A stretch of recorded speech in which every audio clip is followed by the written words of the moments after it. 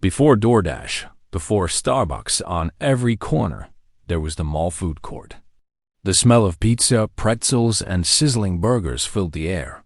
Families gathered, teenagers lingered, and every Saturday had a flavor. It was more than just a place to eat.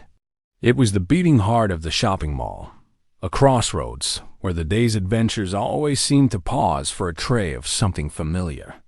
In the 1980s and 1990s, malls were more than retail. They were an experience. A family could spend hours wandering through department stores, picking out back-to-school clothes, or simply escaping the summer heat. And the food court was the place where it all came together. Parents would sit with steaming trays of Chinese takeout or plastic baskets of fries, while children begged for pizza or something sweet. For many families, that tray of food was a reward, a way to end the shopping trip on a high note. Teenagers, too, found their place there. They weren't rushing between stores with shopping bags. They were holding on to trays of nachos, sodas, and pretzels while they lingered with friends. The food court was their hangout, their stage, their small slice of independence. The sight of groups of teens laughing too loudly around plastic tables was as much a part of the mall as the escalators and neon signs. And then there were the smells, the unmistakable sensory signatures of a mall in its prime. Sweet cinnamon rolls that drifted across the atrium. The buttery scent of pretzels pulled fresh from the oven. The sharp tang of pizza slices warming under heat lamps. The smoky char of teriyaki chicken handed out in bite-sized samples on toothpicks. Even the smell of popcorn wafting from the movie theater nearby mixed into the blend. To walk into a mall was to step into a world where food was part of the atmosphere itself. What made it special wasn't just the food. It was the variety that seemed endless, lined up in bright stalls and glowing signs. A kid could have a slice of pizza, a parent could go for teriyaki, and someone else could grab a milkshake, all while sitting at the same table. In that sense, the food court felt democratic. It wasn't about white tablecloths or long waits. It was about choice, about the fun of picking something different every time. For many, those meals are now memories. They weren't gourmet, but they became rituals for weekend outings, after-school meetups, first dates, and birthday stops. The food courts made ordinary afternoons feel like occasions. And even now, years later, the thought of a hot pretzel dipped in cheese or a frothy Orange Julius can bring back a wave of memory stronger than any photograph. But just like fashion trends, the restaurants that define mall life didn't all survive. It wasn't a small trip without an Orange Julius, sweet, frothy, and unforgettable. The moment you spotted the bright orange sign glowing near the entrance, you knew a stop was coming. For some, it was the very first taste of what felt like an exotic treat, even though it was just a blend of oranges, milk, sugar, and ice. Somehow, in the noisy world of the mall, that creamy, citrusy smoothie became a ritual. Orange Julius rose to popularity in the 1970s and 1980s, a time when shopping centers were booming across America.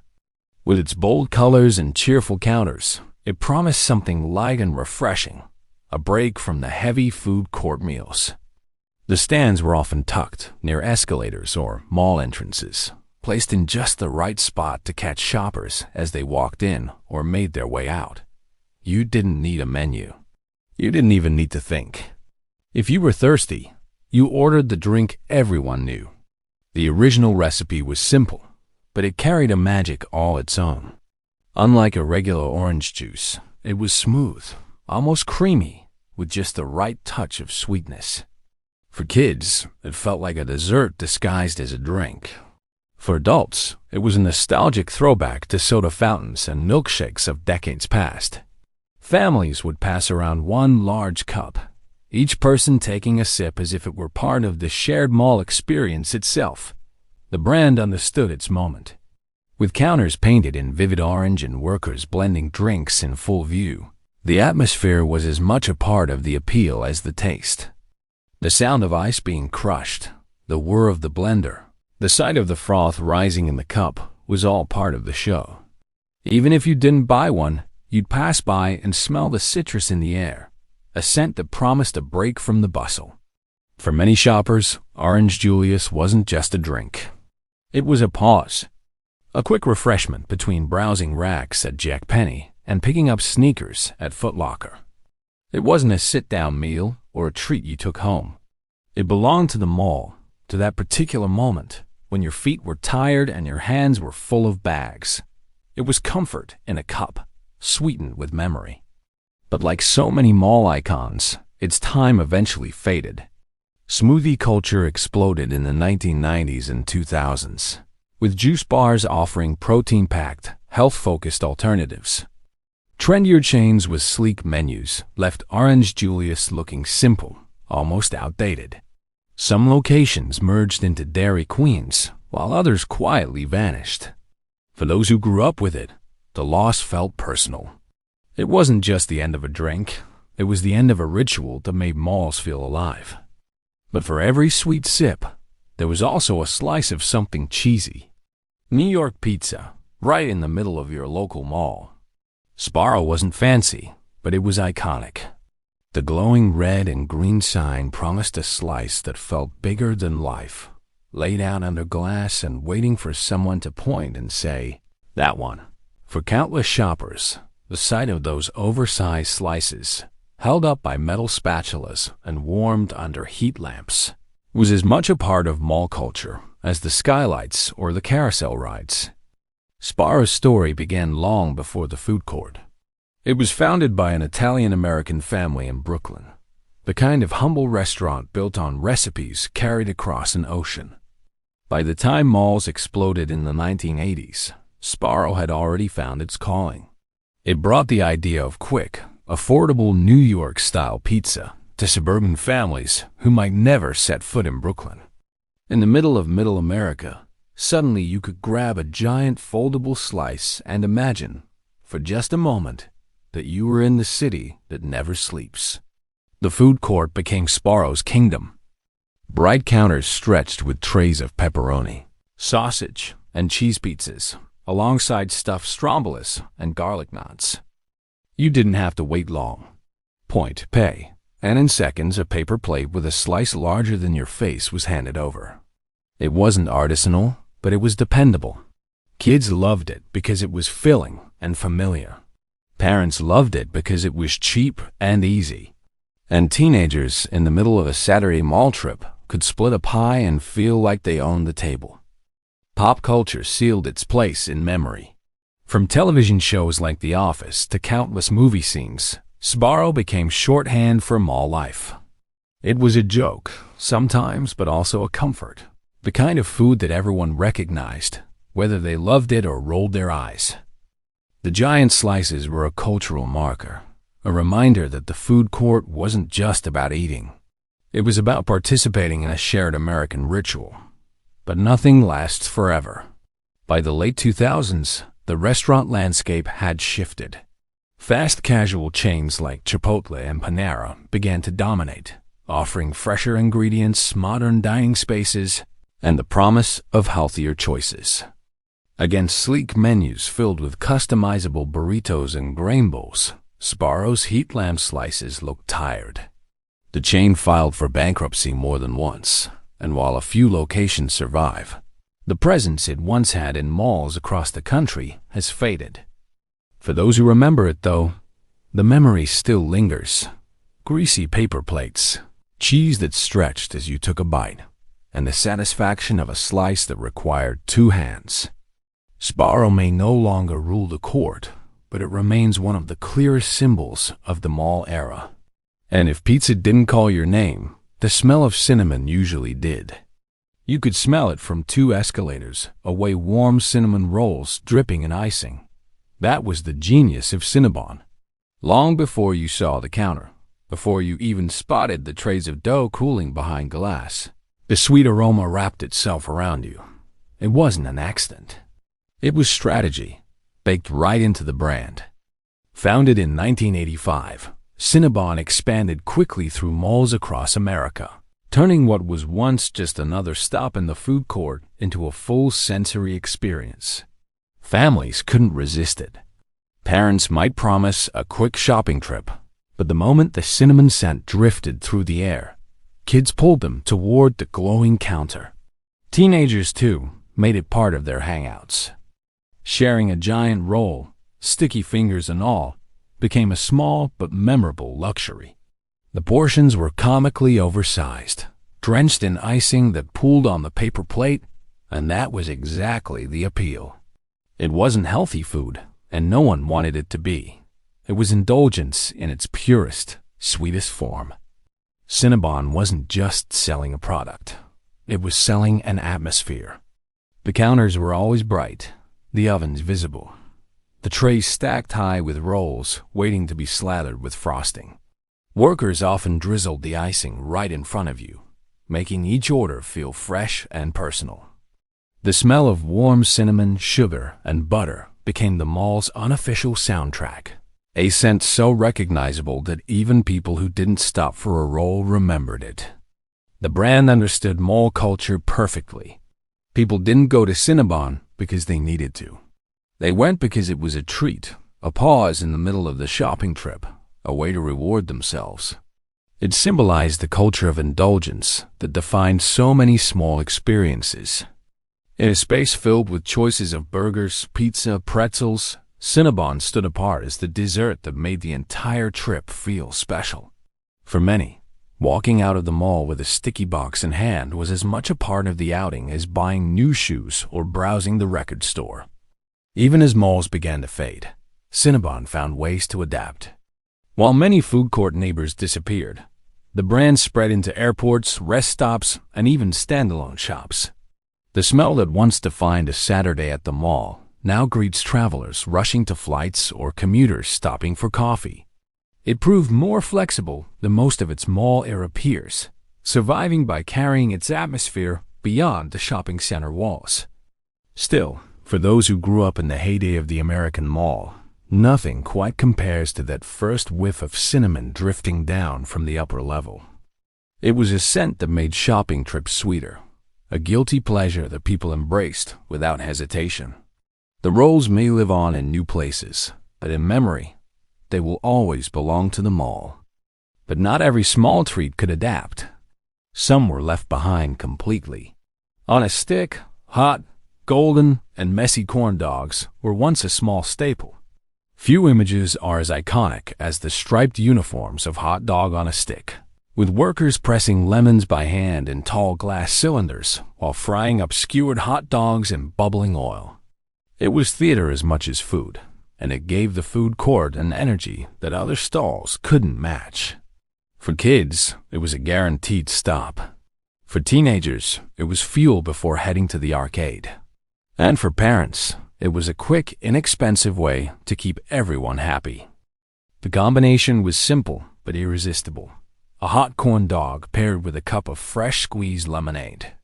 Bright yellow, tangy, and often served with crushed ice, the lemonade was almost as popular as the food itself. Watching employees in their striped hats and aprons squeeze lemon after lemon wasn't just entertaining, it built trust. You could see your drink being made right there, a little show in the middle of the mall. For families, it became part of the experience, a moment of pause in between stores. Hot dog on a stick, founded in the 1940s but booming in the mall era, thrived in food courts because it was both familiar and fun. Corn dogs had long been linked to fairs, carnivals, and amusement parks, so bringing that atmosphere into an everyday shopping center gave the food court a feeling of celebration. Eating one while sitting at a plastic table under bright fluorescent lights still carried the magic of something indulgent, something slightly out of the ordinary. The appeal stretched across generations. Kids loved the novelty of eating food on a stick. Teens grabbed them in groups, balancing trays while laughing at the ridiculousness of the striped uniforms. Adults found comfort in the nostalgia of fairground food without the fairground prices. For decades, corn dogs became a cultural shorthand for the mall itself. Easy, fun, and a little over the top. But times changed. As dining habits shifted in the 1990s and 2000s towards salads, wraps, and what was marketed as healthier fast food, the corn dog started to feel like a guilty pleasure. The very things that made hot dog on a stick a small icon, the fried batter, the sugary lemonade, the carnival spirit were the same things that made it vulnerable. While some locations remain, especially in California, the chain never held the dominance it once had. For those who remember, though, the image is clear. A bright counter at the center of the food court, striped hats bobbing behind the fryer, and the smell of hot oil and sweet lemonade pulling you closer. It wasn't just about food. It was about the fun of watching something made fresh, right in front of you, in a space that was already buzzing with life. And just across the food court, you might have heard the sizzle of teriyaki. Samples on toothpicks mall shoppers couldn't resist a bite of teriyaki chicken. It was the oldest trick in the book, and it worked every time. You'd be walking past, not even thinking about lunch, and suddenly someone in a red or black uniform held out a small cube of glazed chicken. One taste, sweet and salty at once, and your stomach made the decision for you. Before long, trays filled with rice, noodles, and steaming chicken were being carried back to plastic tables across the food court. By the late 1980s and 1990s, Asian-inspired fast food became one of the most familiar sights in American malls. Chains like Panda Express led the way, but they were joined by dozens of local stalls with names like Tokyo Express or China Kitchen. For many suburban families, these counters were the first introduction to teriyaki flavors and stir-fried noodles. It wasn't fine dining, but it was accessible, flavorful, and priced to fit the family budget. The sample strategy was more than a marketing gimmick. It was a sensory hook that defined the mall experience. Kids tugged at their parents' sleeves after trying a bite, and adults often gave in, laughing at how easily they were won over. Even people who thought they'd Z-stick to pizza or burgers often walked away with a styrofoam clamshell filled with orange chicken or teriyaki beef. It was proof that food courts weren't just convenient. They were designed to tempt you at every turn. What made these spots thrive was the balance they struck. A combo meal usually came with generous scoops of rice or noodles, a choice of 2 entrees, and maybe a side of egg rolls. It felt like more food for the money compared to other counters, and the variety made it easy to please both adventurous eaters and picky kids. The trays, heavy and steaming, became one of the most recognizable sights of mall dining. In many ways, these restaurants reshaped American taste buds. They introduced flavors and styles of cooking that were once considered foreign to families in small towns. Sweet teriyaki, orange chicken, and chow mein became staples not just of the mall, but of everyday life. What began as a novelty quickly became routine, woven into the rhythm of weekend shopping trips. But as the dining scene evolved, food court teriyaki lost its shine. By the 2000s, fast casual Asian chains with modern menus and fresher branding began to pull customers away. Suddenly, bowls were customizable, ingredients were highlighted as healthier, and sleek interiors replaced fluorescent-lit counters. Against that kind of competition, the mall's simple styrofoam tray felt dated.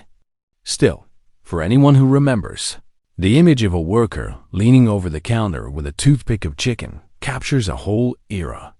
It wasn't just about food, it was about being drawn into the moment, caught up in the flavor and the energy of the mall. And while savory reigned supreme, sweet tooths had plenty of choices too. Auntie Anne's or Wetzel's pretzels, salty, buttery, twisted comfort food. Few things captured the essence of a small snack better than those golden, hand-twisted knots of dough. You could smell them before you saw them, wafting from a kiosk tucked into a corner or standing proudly in the middle of a busy corridor. Shoppers would pause, eyes drawn to the trays of freshly baked pretzels glistening under heat lamps. And suddenly, what was supposed to be a quick errand turned into an indulgent snack break. For many teenagers, pretzels became the snack of choice between browsing stores or catching a movie. They were cheap enough to split with a friend, easy to carry while walking, and indulgent without feeling like a full meal. A warm pretzel in one hand, a cup of lemonade in the other was the unofficial uniform of mall life in the 1990s. Sitting on a bench with friends, dipping chunks of pretzel into a cup of cheese sauce, felt as much a part of the mall experience as trying on clothes at the Gap. Part of the magic was the performance. Workers rolled, twisted, and baked the pretzels right in front of you, reminding everyone that these weren't mass-produced snacks. They were hand-shaped, made fresh, and somehow more special than anything that came in a wrapper. The sight of that twisting motion became iconic, a little bit of food theater that made the pretzel more than just a snack. And of course, no pretzel was complete without lemonade. Bright, cold, and tangy, it was the perfect contrast to the salty, buttery dough. Some stands offered it fresh squeezed, poured over ice in giant cups that teenagers proudly carried through the mall like a badge of honor. It wasn't just refreshment. It was part of the ritual. Take a sip, tear off a piece of pretzel, and keep walking. Simple, satisfying, and endlessly repeatable. For many families, grabbing a pretzel became tradition. Parents used it as a reward for patient kids after hours of shopping, or as an energy boost before heading back into the crowds. The pretzel stand was often the first stop when you entered the mall and the last stop before heading out.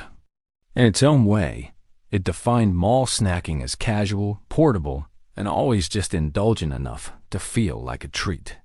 Though pretzel chains like Auntie Anne's and Wetzel's still exist today, they no longer carry the same universal presence in malls.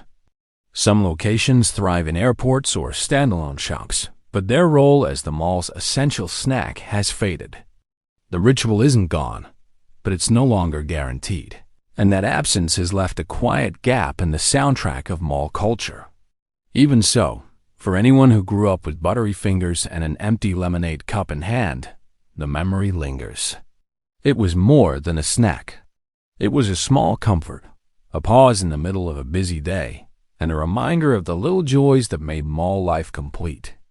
But for some families, the food court wasn't about snacks. It was about dinner.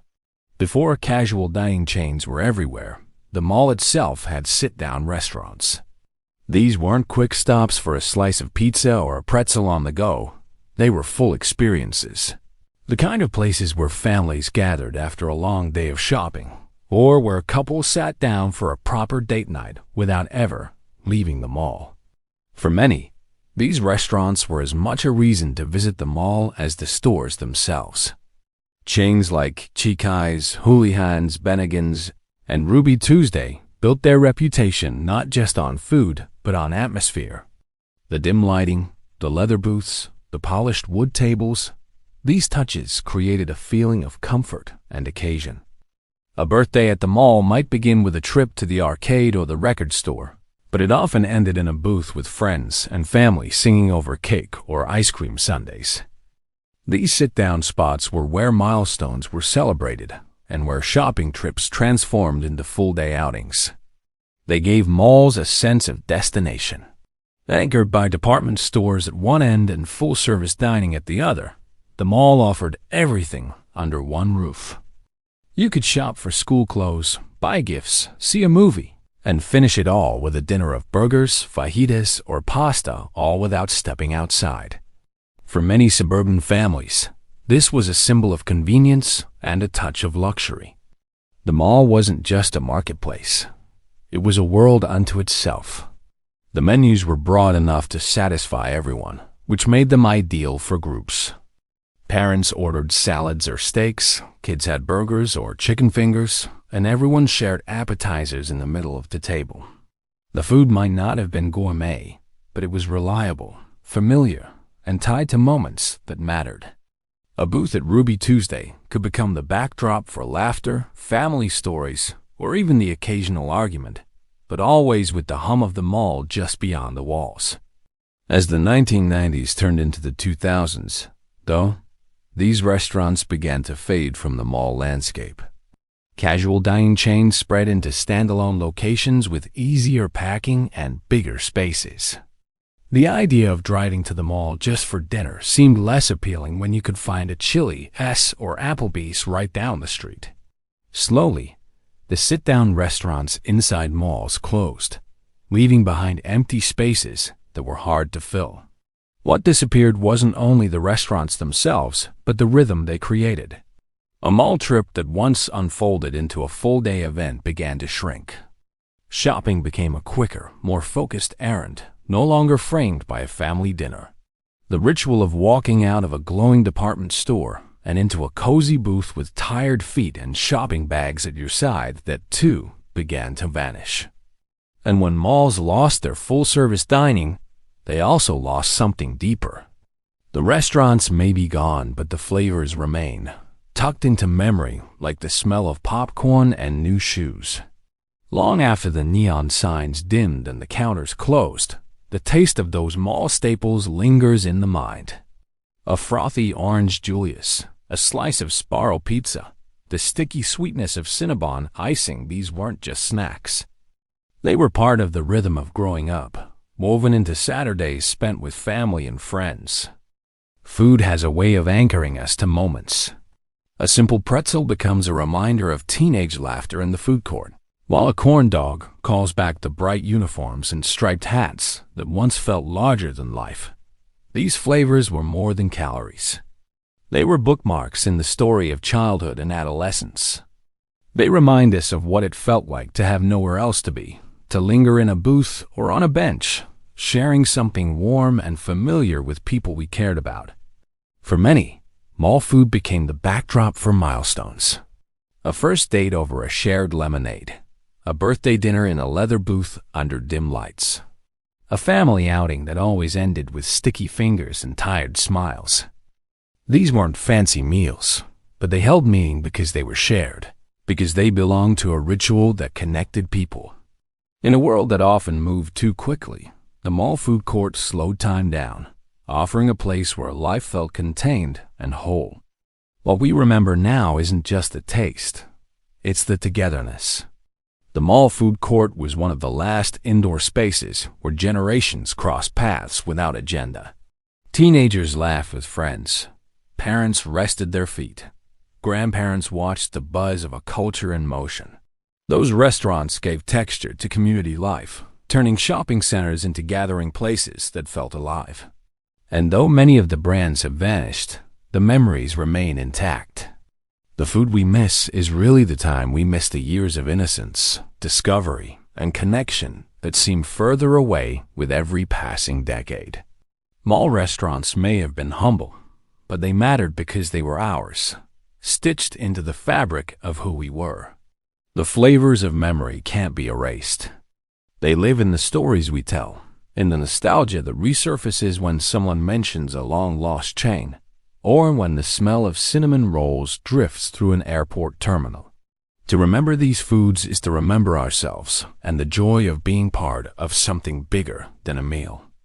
So maybe the best way to keep them alive is simple. Share the stories, laugh about the memories, and pass them on. Because while the counters may be gone, the taste of those moments will never fade. Which mall restaurant do you miss most? Share your memories in the comments. We'd love to hear them.